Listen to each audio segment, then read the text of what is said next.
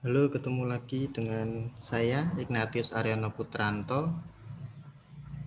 Kali ini saya mau berbagi materi mengenai sistem informasi manajemen, masih dalam konteks tentang infrastruktur teknologi informasi yang saat ini berkembang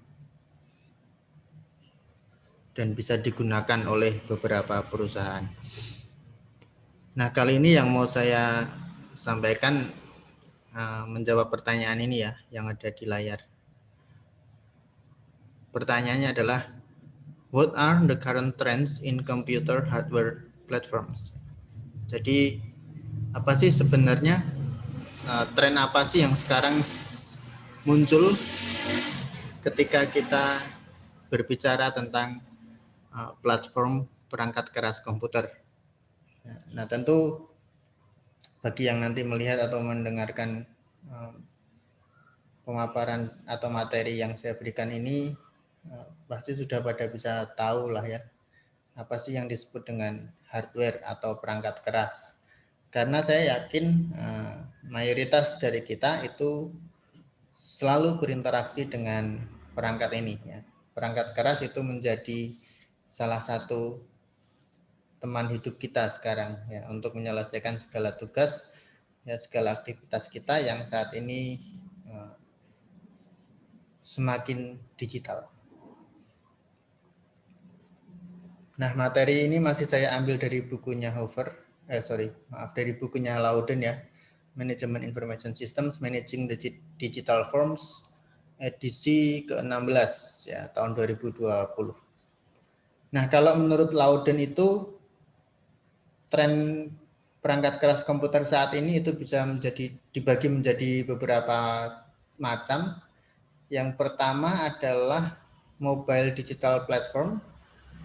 Kemudian yang kedua itu konteksnya adalah consumerization of IT and BYOD. Ya. Kemudian yang ketiga quantum computing, yang keempat virtualization, kemudian yang kelima cloud computing, yang keenam edge computing, yang ketujuh green computing, dan yang terakhir adalah high performance and power saving processors. Nah, setelah ini akan kita diskusikan satu persatu ya. Tetapi menurut Lauden, kalau kita bicara tentang tren hardware komputer saat ini ada 8 kategori itu tadi. Oke, kita mulai dari yang pertama, yaitu platform hardware berbasis mobile digital platform. Mobile digital platform ini sekarang juga sudah semakin akrab dengan kita ya, karena tuntutan kehidupan yang semakin tinggi ya, dengan segala keterbatasan yang ada, pada akhirnya memunculkan konsep perangkat teknologi berbasis mobile. Namanya mobile itu artinya bisa dibawa kemana-mana kan gitu ya.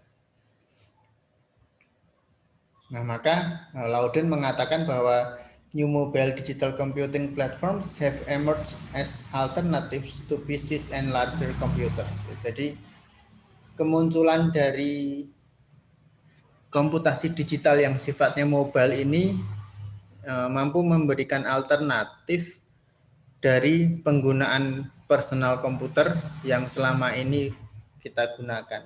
Seperti yang tadi saya sampaikan, orang-orang di zaman ini kan kegiatannya semakin padat, ya, mobilitasnya semakin tinggi kan gitu ya. Nah, dengan mobilitas yang semakin tinggi itu akan menjadi sangat tidak relevan lagi kalau orang harus menggunakan personal komputer desktop ya, yang sangat sulit dibawa kemana-mana. Maka pada akhirnya kita pun mulai mengenal konsep yang namanya mobile platform, ya, di mana semua perangkat komputer itu didesain sedemikian rupa sehingga mudah untuk dibawa kemanapun, ya, yang pada akhirnya nanti tetap dapat kita gunakan untuk memperlancar aktivitas kita meskipun kita sedang tidak di kantor. Nah, beberapa perangkat mobile itu misalnya jelas yang pertama smartphone ya. Bahkan Loudon mengatakan the iPhone and Android smartphones have taken on many functions of PCs. Ya, jadi telepon pintar ya, telepon cerdas yang sekarang ini semakin banyak kita gunakan juga itu ternyata memiliki fungsionalitas yang tidak kalah dengan komputer PC. Contohnya misalnya kita bisa kirim email, bisa browsing, ya, bisa melihat konten-konten digital, bisa kirim data, itu menggunakan smartphone di era sekarang. Sementara kalau zaman dulu kan ketika kita mau melakukan aktivitas-aktivitas itu kan harus pakai komputer kantor misalnya kan gitu ya, harus pakai desktop. Tapi sekarang smartphone yang ada di sekitar kita itu sekarang semakin smart, semakin canggih ya. Sehingga beberapa fungsi dari PC itu bisa dilakukan juga oleh smartphone ini, baik itu yang iPhone ataupun Android. Efeknya adalah orang-orang pun sekarang semakin bisa menyelesaikan segala kegiatannya dengan menggunakan smartphone yang mereka miliki. Ya mungkin kalau pakai smartphone kelemahannya misalnya baterai cepat habis atau kemudian tampilan layar yang terlalu kecil gitu kan. Tetapi bagi sebagian orang itu bukan masalah karena memang mobilitas mereka tinggi sementara pekerjaan mereka juga banyak yang harus diselesaikan. Jadi intinya kalau kita amati sekarang kecanggihan smartphone ini terlihat pada beberapa fungsi yang mampu dilakukan dengan smartphone padahal zaman dulu fungsi-fungsi itu hanya bisa kita lakukan dengan komputer. Maka sekarang muncul istilah mobile computing. Karena dengan menggunakan smartphone pun kita bisa melakukan berbagai macam aktivitas komputasi yang dulu kita gunakan, yang dulu kita lakukan dengan menggunakan personal computer. Nah, kemudian selain smartphone muncul juga tablet ya. iPad misalnya dan macam-macam. Tablet ini muncul terutama karena dia memiliki tampilan yang lebih lebar layarnya daripada smartphone ya. Tetapi dia masih lebih ringkas daripada laptop. Maka muncullah tablet. Dan juga tablet ini juga banyak yang pakai untuk kepentingan bisnis gitu ya. Karena tampilannya lebih lebar, layarnya lebih lebar, jadi untuk mata itu juga tidak terlalu masalah. Kemudian sama halnya seperti smartphone, tablet ini juga mampu melakukan beberapa hal berbasis komputer yang bisa kita lakukan dengan menggunakan tablet ini ya, meskipun kita sedang berada di tempat yang lain. Jadi smartphone dan tablet itu adalah platform hardware digital mobile yang paling banyak digunakan terutama dalam konteks bisnis computing. Nah, kemudian mobile digital platform lainnya yang sekarang juga semakin banyak muncul di sekitar kita adalah wearable computing devices ya, atau peranti komputasi yang dapat digunakan, yang dapat melekat pada tubuh manusia. Kalau zaman saya kecil dulu sebenarnya teknologi ini sudah muncul tapi masih muncul dalam film-film ilmiah gitu ya, fiksi ilmiah gitu. Tetapi sekarang teknologi semacam ini sudah ada di sekitar kita. Contohnya apa sih sebenarnya wearable computing devices itu atau peranti komputasi yang dapat melekat pada tubuh kita yang dapat kita gunakan? Contohnya misalnya smartwatch. Ini yang paling banyak dipakai nih, smartwatch. Kemudian ada Google Glass ya, kacamata smart dari Google. Ya. Kemudian ada Samsung Gear, Epson Glass dan lain-lain. Intinya alat-alat ini adalah alat-alat yang bisa kita pakai, yang bisa melekat pada tubuh kita, tetapi kemudian juga bisa melakukan aktivitas-aktivitas komputasi. Contoh misalnya dengan smartwatch, jam tangan yang cerdas ini ya, Jam tangan itu kan kita pakai di tangan ya. Kalau jam tangan biasa cuma bisa untuk menunjukkan jam berapa sekarang. Kalau yang smartwatch ini bahkan bisa kita gunakan untuk mengirim data. Bisa juga digunakan untuk berkomunikasi dengan orang lain. Google Glass, kacamata yang cerdas dari Google juga seperti itu. Intinya adalah bahwa sekarang ini wearable devices ya, peranti yang dapat kita pakai, yang dapat kita kenakan, ya, yang melekat pada tubuh kita, entah itu kacamata cerdas, jam tangan yang cerdas, kemudian saya pernah baca akan ada smart belt ya, ikat pinggang yang cerdas.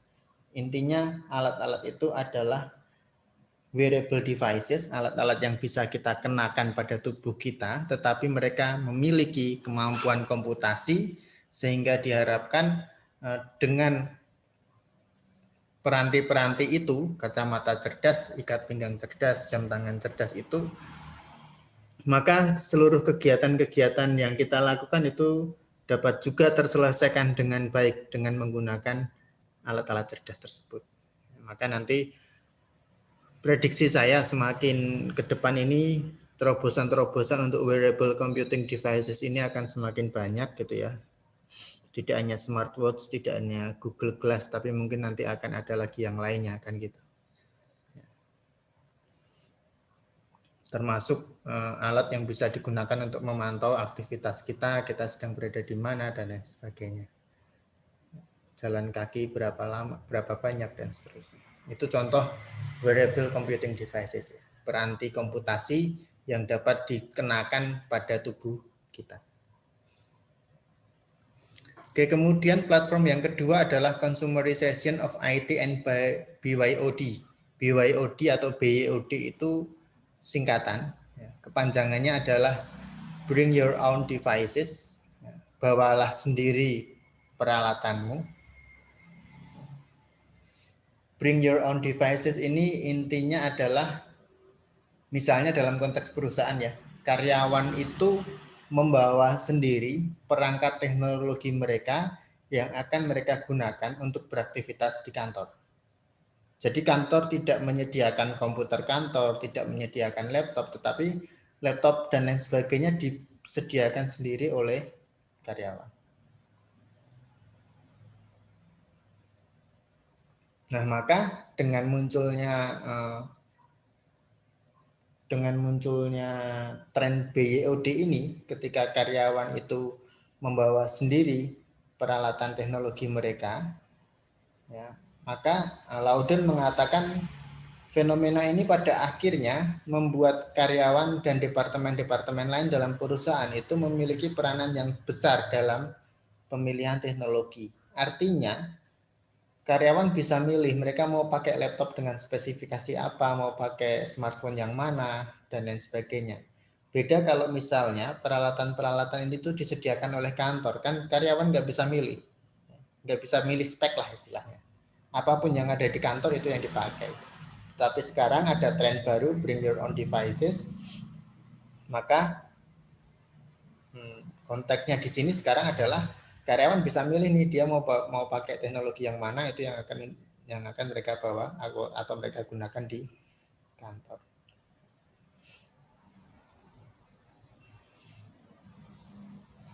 Jadi kalau nanti terkoneksi dengan internetnya kantor, ya itu koneksinya juga menggunakan perantara hardware yang mereka bawa sendiri, bukan komputer kantor yang kemudian disambung dengan kabelan dan lain sebagainya. Nah, maka fenomena BYOD ini kemudian memunculkan satu isu yang paling banyak dibicarakan. Ini juga yang kemarin saya lihat di beberapa literatur penelitian.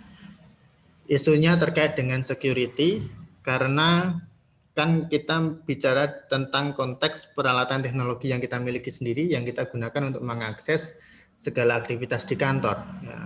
Maka kalau kantor itu tidak punya kendali atas teknologi yang digunakan oleh para karyawannya, maka security terhadap akses jaringan dan lain sebagainya ini menjadi sesuatu yang perlu diperhatikan.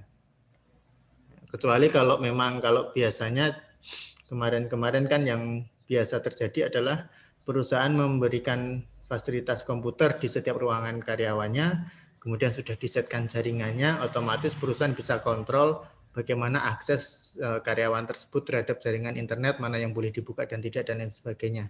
Tetapi ketika karyawan membawa sendiri peralatannya, nah maka perusahaan menjadi lebih sulit untuk mengkontrol bagaimana nih security-nya terhadap terhadap akses jaringan kantor dan lain sebagainya.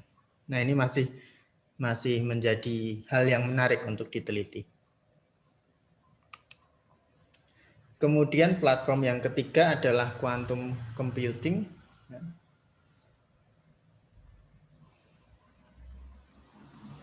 Yang namanya kuantum itu kan berarti terkait dengan lompatan.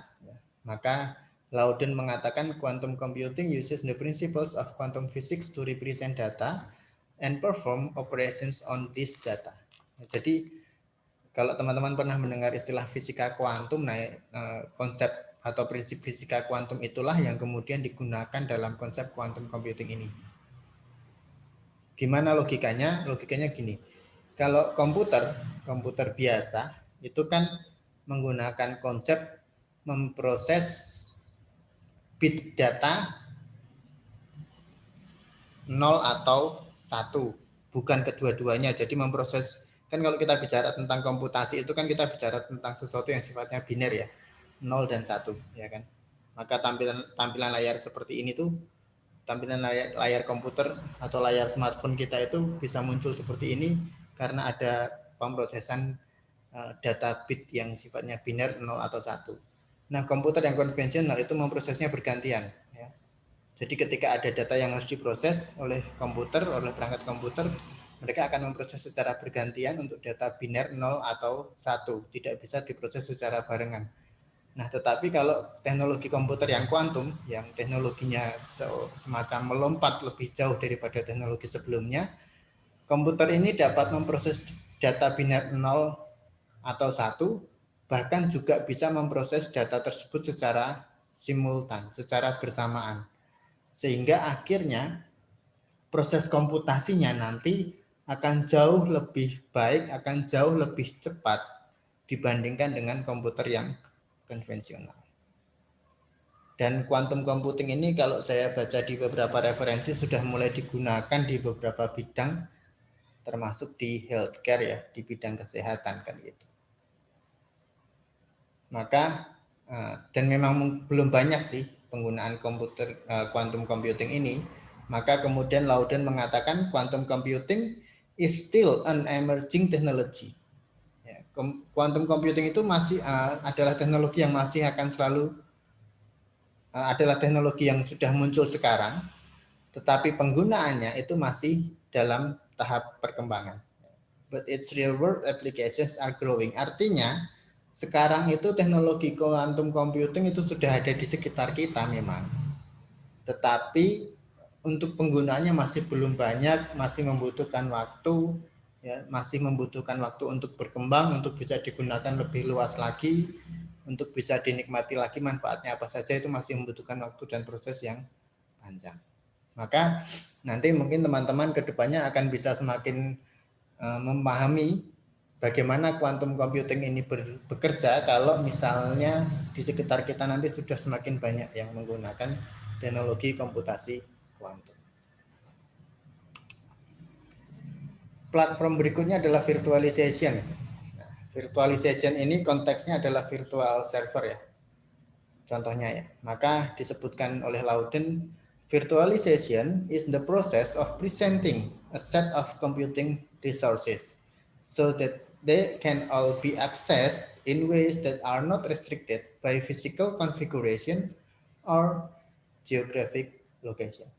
Jadi virtualisasi itu adalah proses penyajian dari sumber daya komputasi yang ada, misalnya penyimpanan data atau sumber daya komputer, proses penyajian dari suatu sumber daya komputasi ya, yang dapat diakses dimanapun ya, tanpa terbatasi oleh lokasi geografis atau konfigurasi fisik tertentu. Jadi kalau kita memahami sesuatu yang secara virtual atau secara maya, ini kan non fisik sifatnya, ya kan? Contoh misalnya virtual reality lah, VR. Ya, game-game sekarang banyak yang menggunakan teknologi VR. Ketika kita menggunakan kacamata khusus untuk VR game itu, terus kita seolah-olah masuk dalam dunia game tersebut. Nah, ini kan maya nih, ya, tidak nyata, sesuatu yang tidak nyata, tidak physically. Nah, konsep yang sama kemudian digunakan pada platform yang sifatnya virtualization ini.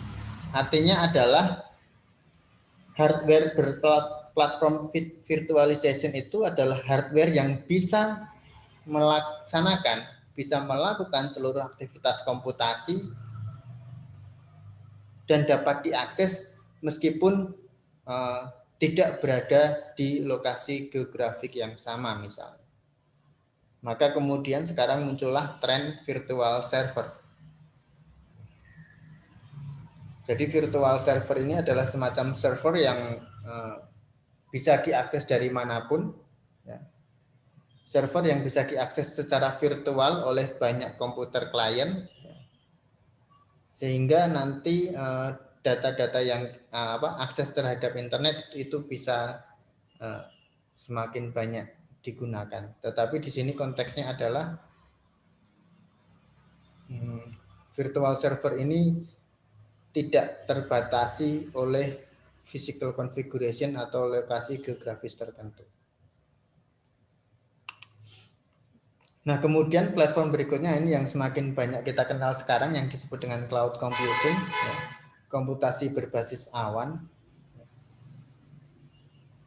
Beberapa perangkat sekarang bisa digunakan untuk melakukan cloud computing seperti ini. Ya.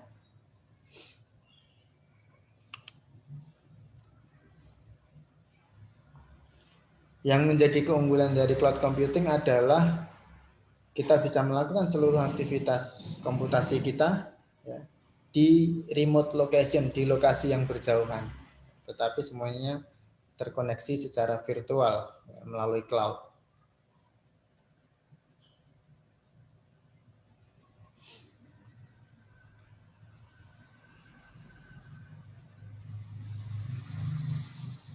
Nah, maka apa sih yang dimaksud dengan cloud computing sebenarnya? Lauden mengatakan cloud computing is a model of computing in which computer processing, storage, software, and other services are provided as a shared pool of virtualized resources over a network, primarily di internet. Jadi yang namanya cloud computing atau komputasi awan itu adalah suatu model komputasi di mana seluruh aktivitas komputasinya itu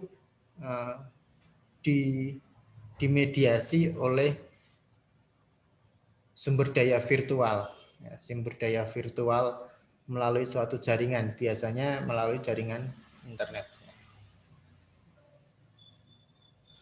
Maka sekarang kan kita semakin sering mendengar adanya software berbasis cloud misalnya, kemudian penyimpanan data berbasis cloud. Nah, itu semua juga bisa dilakukan, ya, itu semua bisa dilakukan dengan menggunakan hardware yang ada sekarang, ya, yang berbasis cloud computing. Maka hardware saat ini juga bisa digunakan untuk itu, ya, tablet, smartphone, laptop itu bisa dipakai untuk cloud computing. Nah, kalau kita bicara tentang cloud computing, ada 3 jenis cloud, layanan yang diberikan oleh cloud computing. Yang pertama adalah IaaS, Infrastructure as a Service, ya. Customers use processing, storage, networking, and other computing resources from cloud service providers to run their information system. Jadi kalau yang cloud computing jenisnya IaaS ini adalah teknologi cloud yang digunakan untuk menjalankan sistem informasi perusahaan. Maka disebut infrastructure as a service. Kemudian tipe yang kedua itu SaaS, Software as a Service, ya.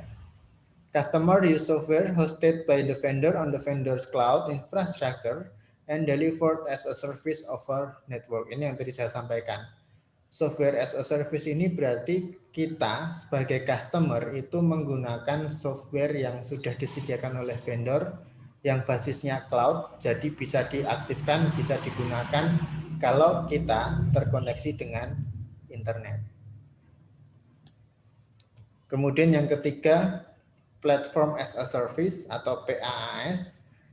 Customers use infrastructure and programming tools supported by the cloud service provider to develop their own applications. Jadi kalau yang sebelumnya tadi bicara tentang software yang kita gunakan, misalnya kita menggunakan software akuntansi berbasis cloud, ya berarti kita menggunakan software dari pihak ketiga terkoneksi dengan internet dan kemudian softwarenya bisa kita pakai. Nah, kalau yang ketiga ini, platform as a service, itu berarti kita sebagai customer menggunakan infrastruktur yang ada pada cloud service provider, pada penyedia jasa layanan cloud ini, untuk mengembangkan aplikasi-aplikasi yang kita miliki. Jadi kita bisa mengembangkan, kita bisa mendevelop aplikasi yang kita miliki menggunakan cloud provider, maka berarti kita sedang menggunakan cloud computing dengan tipe platform as a service. Nah, jadi itu 3 jenis cloud computing yang ada. Infrastructure as a service untuk menjalankan sistem informasi perusahaan atau menjalankan sistem informasi yang kita miliki. Software as a service, yaitu kita menggunakan software berbasis cloud yang sudah disediakan oleh vendor. Yang ketiga, platform as a service, kita menggunakan jenis cloud computing untuk pengembangan aplikasi yang kita miliki. Nah, kemudian jenis-jenis cloud itu juga bisa dibagi berdasarkan aksesnya, maka ada public clouds dan private clouds. Kalau menurut Loudon, dia mengatakan bahwa a public cloud is owned and maintained by a cloud service provider such as Amazon Web Services and made available to the general public or industry group. Jadi kalau dari namanya public ya, umum, maka konteksnya di sini public cloud itu adalah suatu layanan komputasi secara cloud yang dikelola oleh suatu provider dan bisa digunakan oleh banyak orang. Ya. Maka dia disebut sebagai public cloud. Nah, di sisi yang lain ada jenis cloud yang lain yaitu private cloud. Private cloud is operated solely for an organization. It may be managed by the organization or a third party and may be hosted either internally or externally. Nah, kebalikannya dari yang public cloud tadi, kalau private cloud itu sesuai dengan namanya, maka layanan cloud jenis ini hanya untuk organisasi tertentu, tidak bisa diakses oleh publik. Jadi kalau publik mau mengakses cloud, ya menggunakan public cloud tadi, seperti yang contohnya seperti yang disediakan oleh AWS, Amazon Web Services kan gitu ya. Kalau perusahaan mau menggunakan cloud, ya akan lebih aman menggunakan private cloud, karena kan aksesnya terbatas yang pasti.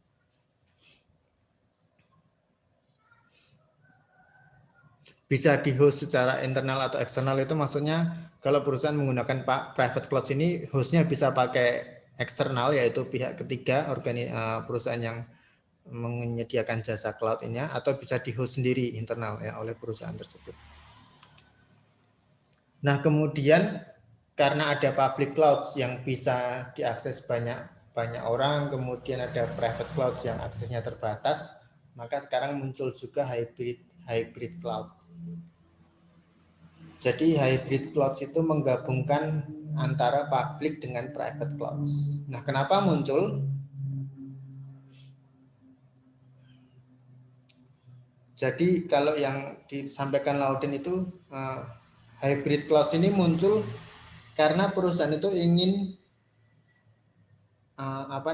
untuk aktivitas inti itu mereka akan menggunakan private cloud, ya, tidak boleh diakses siapapun untuk aktivitas utama perusahaan. Tetapi kemudian perusahaan juga menggunakan public cloud computing itu untuk aktivitas tambahan mereka, ya, agar sumber daya yang dimiliki semakin banyak, terutama ketika mereka sedang berada dalam periode bisnis yang puncak-puncaknya, yang lagi padat-padatnya. Kalau pas periode puncak kan banyak aktivitas nih. Kalau semua aktivitas baik yang inti maupun non inti menggunakan private cloud kan berarti nanti bebannya menjadi semakin berat. Maka untuk mengantisipasinya ada alternatif yang ketiga yaitu hybrid. Untuk semua aktivitas inti tetap pakai yang private cloud, ya tidak bisa diakses oleh publik, tetapi untuk aktivitas yang lainnya itu bisa diakses menggunakan public cloud. Nah, ini sekarang yang menjadi alternatif bagi perusahaan-perusahaan. Nah, ini tabel yang membandingkan ya, tabel yang membandingkan antara public cloud, private cloud dengan hybrid cloud. Kalau public cloud itu semua layanannya tersedia untuk publik. Kalau private cloud itu layanannya hanya digunakan oleh perusahaan tertentu saja, tidak bisa diakses oleh publik. Kalau hybrid berarti kombinasi antara private dan public cloud, tetapi tetap merupakan dua hal yang berbeda karena seperti yang tadi saya sampaikan, kalau pakai hybrid berarti private cloud-nya itu untuk aktivitas inti perusahaan, sementara aktivitas penunjang lainnya itu akan dimediasi oleh public cloud. Kemudian kalau public cloud itu dikelola oleh pihak ketiga, oleh perusahaan penyedia layanan cloud-nya. Sementara kalau private cloud itu bisa diselenggarakan bisa dikelola oleh perusahaan penyedia layanan cloud atau bisa juga dikelola sendiri oleh perusahaannya. In-house IT. Kalau pakai hybrid ya berarti bisa gabungan kan gitu ya. Nah, ini perbandingannya antara public cloud, private cloud, dan hybrid cloud. Mana yang mau dipakai, mana yang paling baik, nah itu nanti akan tergantung dari apa kebutuhan dari perusahaan tersebut.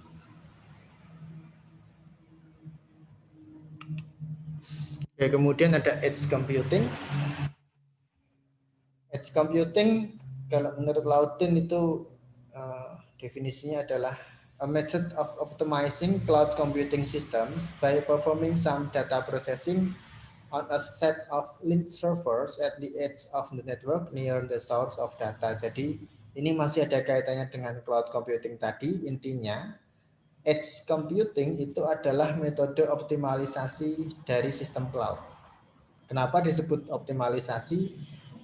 Karena dengan menggunakan edge computing ini diharapkan pengolahan datanya yang secara cloud ini akan bisa menjadi lebih komprehensif, akan bisa menjadi lebih optimal gitu ya, terutama ketika kita bicara tentang pemrosesan data dari beberapa server yang terhubung satu dengan yang lainnya.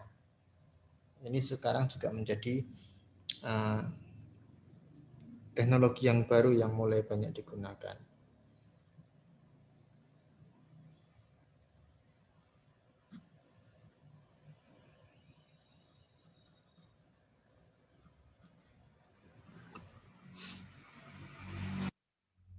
Oke, kemudian platform berikutnya adalah green computing. Ini semakin sering kita dengarkan ya. Semua yang serba green, semua yang serba hijau. Kalau kita mendengar kata-kata yang ada green di depannya, ini kan berarti berkaitan dengan lingkungan kan gitu ya.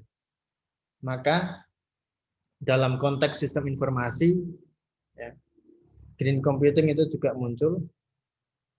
Maka Lauden mengatakan green computing or green IT refers to practices and technologies for designing, manufacturing, using and disposing of computers, servers, and associated devices to minimize impact of the environment. Jadi intinya konsep green computing ini adalah bagaimana kita bisa menggunakan teknologi dan juga teknologi yang kita gunakan itu. Jadi tidak hanya aktivitasnya ya. Jadi semua praktek-praktek dan semua teknologi komputer yang kita pakai itu harusnya bisa memiliki dampak yang minimal terhadap lingkungan. Maka kalau kita bicara konteks sistem informasi kan isu lingkungan itu sangat sering muncul gitulah ya. Contoh misalnya kalau kita menggunakan printer itu kan kita berarti nyetak pakai kertas. Nah, kertasnya ini kan dari pohon dan lain sebagainya. Semakin banyak kertas yang kita cetak, berarti semakin banyak pohon yang ditebang, misalnya seperti itu. Atau bagaimana komputer yang sekarang itu ada, itu mampu menghasilkan energi yang ramah lingkungan misalnya dan lain sebagainya. Apapun itu, intinya green computing ini fokusnya adalah pada semua praktek dan seluruh perangkat teknologi yang kita gunakan itu harusnya bisa memberikan dampak yang minimal terhadap lingkungan. Jadi jangan sampai praktek-praktek dan perangkat teknologi yang kita pakai itu malah jadi merusak lingkungan di sekitar kita. Nah, ini juga masih menjadi pembahasan yang sangat menarik. Karena kan sekarang green activities itu menjadi concern dari banyak orang. Bagaimana mempertahankan kelangsungan bumi ini agar bumi ini semakin lama untuk bisa ditinggali, tetapi di sisi yang lain aktivitas kita juga bisa terlaksana dengan sebaik-baiknya. Oke, kemudian yang terakhir, kalau kita bicara tentang platform hardware adalah high performance and power saving processor. Jadi prosesor yang berkemampuan tinggi dan juga mampu menghemat daya itu yang sekarang dicari, yang sekarang banyak muncul. Maka kalau zaman sekarang kita mengenal misalnya ada prosesor komputer Core i3, Core i5, Core i7. Nah, itu contoh-contoh prosesor yang memang sekarang banyak dipakai, yaitu prosesor-prosesor yang kemampuannya sangat tinggi. High performance. Kalau zaman saya dulu yang namanya prosesor komputer kan ada Intel Pentium 1, 2, 3, 4 Celeron. Kemudian waktu itu mulai muncul dual core, prosesor dengan 2 inti. Kemunculan dual core ini diharapkan kalau prosesornya semakin banyak, maka kemampuan komputasinya akan semakin baik. Memproses datanya semakin cepat dan lain sebagainya. Nah, ternyata dari dual core kemudian muncul core 2 duo, muncul berbagai macam terobosan yang lain, yang intinya adalah pada produsen prosesor itu sekarang mampu menyediakan multi-core prosesor, prosesor dengan lebih dari 1 inti. Kenapa muncul itu? Karena harapannya dengan prosesor yang lebih dari 1 inti, itu akan bisa meningkatkan kinerja dari komputer itu. Kemudian di sisi yang lain, diharapkan juga mengurangi daya yang dikonsumsi. Jadi lebih hemat daya. Serta dengan prosesor yang lebih dari 1 inti, kalau digunakan untuk multitasking itu bukan jadi suatu masalah. Bayangkan kalau kita pakai prosesor yang masih teknologi lama, digunakan untuk multitasking kan kemudian komputernya jadi lelet. Nah, hal itu sekarang mulai diminimalkan. Caranya gimana? Perusahaan-perusahaan kayak Intel, AMD itu kemudian mulai meluncurkan produk-produk teknologi baru mereka, di mana prosesor komputernya itu sekarang intinya lebih dari 1. Otaknya komputer itu lebih dari 1. Ya, bayangkan aja kalau manusia punya 2 otak itu kan kemampuannya akan lebih cepat kan gitu ya. Nah, sama seperti ini. Jadi dengan inti yang lebih dari 1, diharapkan proses pengolahan data lebih cepat, kinerja komputer menjadi lebih baik, daya yang digunakan juga bisa lebih minimal. Nah, kira-kira itu yang bisa saya sampaikan, yang bisa saya bagikan mengenai platform hardware komputer yang saat ini sekarang sedang tren. Ya mungkin ada teknologi lain yang belum masuk di sini, atau mungkin nanti ada teknologi baru yang akan semakin berkembang dalam konteks hardware, itu tetap ada kemungkinan itu. Maka nanti kalau mau diskusi di komen YouTube atau di manapun, sosial media saya juga on semua, Instagram, Twitter ya, jadi kita bisa diskusi tentang materi-materi seperti ini, bisa kita bahas bersama-sama. Oke, terima kasih. Kita ketemu di materi-materi berikutnya. Jangan lupa klik like, komen, dan subscribe ya di atas.